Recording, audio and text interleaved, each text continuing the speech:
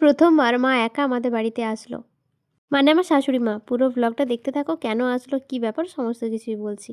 Hello family, good morning. আজ ছিল সরস্বতী পুজোর পরের দিন।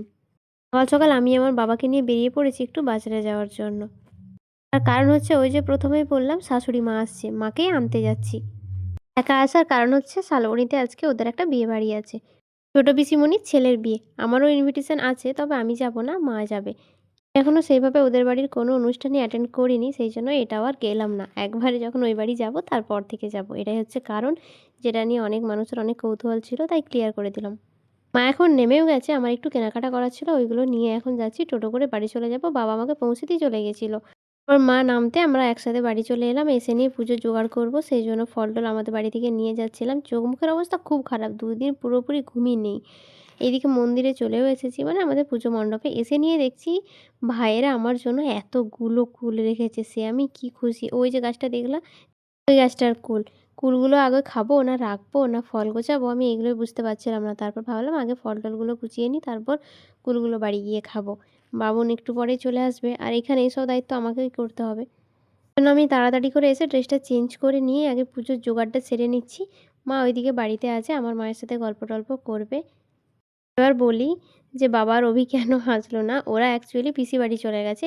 রাত্রেবেলা একদম বরের সাথে বরের গাড়িতে আসবে, আর মায়ের একটু বেশি জার্নি করতে অসুবিধা হয়ে যায় গাড়িতে, সেই জন্য যেহেতু শালবনীতে বিয়ে আমার বাড়ির কাছাকাছি, তো আমার বাড়িতেই চলে এসেছে। এখান থেকে সামনে হবে, রাত্রেবেলা চলে যাবে।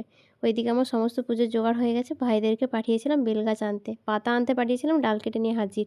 এদিকে মাকে এখন রেডি করছি, দাঁড়াও করে নিই, তারপর তোমাদেরকে দেখাচ্ছি। এই হচ্ছে ফাইনাল লুক। অনেক কষ্ট করে আমি এইভাবে সাজিয়েছি, কেননা উনি একদম সাদামাটা একটা মানুষ, একদম সাজতে চান না, একদমই না।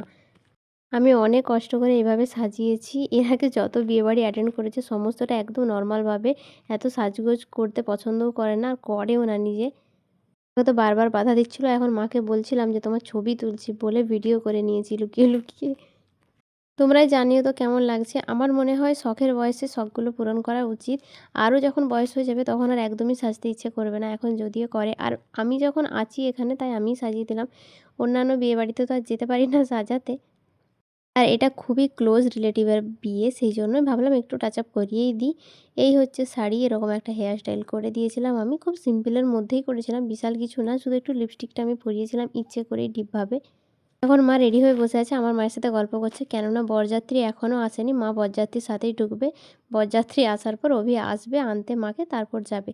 আর এদিকে আমি শুয়ে শুয়ে গল্প করছিলাম, আর আমি ভীষণ টায়ার্ড হয়ে আছি, কেননা কয়েকদিন আমার একদম ঘুম নেই। অনেক রাত্রেবেলায় এসেছে বরযাত্রী, এখন অভি চলে এসেছে আমাদের বাড়িতে। এসে ও একটু ফ্রেশ হয়ে নিল, তারপর এখন মাকে নিয়ে যাবে বিয়ে বাড়িতে। লুকিয়ে এইটুকু ক্লিপ নেওয়া, কেননা সামনে আছে অভি, আর ও ভিডিওর মধ্যে একদমই কমফোর্টেবল হয় না, সেই জন্য আমি ওর ক্লিপ নিই না। এখন ঘড়িতে বোধহয় 10টার মতো বাজছে। এখন যাচ্ছে, খাওয়া দাওয়া করে মা আবার চলে আসবে, অভি আবার দিতে আসবে। এটা কত রাতে সেটা এখন বলতে পারছি না, কেননা বিয়েবাড়ির ব্যাপার মানে একটু দেরিও হবে, আর অনেক আত্মীয় স্বজনদের সাথে দেখাও হবে, গল্প আড্ডা তো চলবেই। ঠান্ডার জন্য এদিকে মা চাদর টাদর জড়িয়ে নিয়েছে, এমনিতেই এত সেজে নিয়েছে, তার মনে হচ্ছে অল্প সাজটাকেই তার মনে হচ্ছে ভীষণ যেন সে সেজে নিয়েছে। জীবনে প্রথম এইভাবে সে সাজলো, একদমই কখনোই সাজেনি, সেই জন্য একটু কেমন কেমন লাগছিল তার। চলো তাহলে আজকের দিনটা এইভাবেই কাটলো, আর আজকের ব্লগটা এখানেই রাখছি। দেখা হচ্ছে পরের কোনো ব্লগে। আপাতত ওরা বিয়ে বাড়ি যাক আর আমি ঘুমিয়ে পড়ি। চলো তাহলে আজকের মতো আসি, গুড নাইট।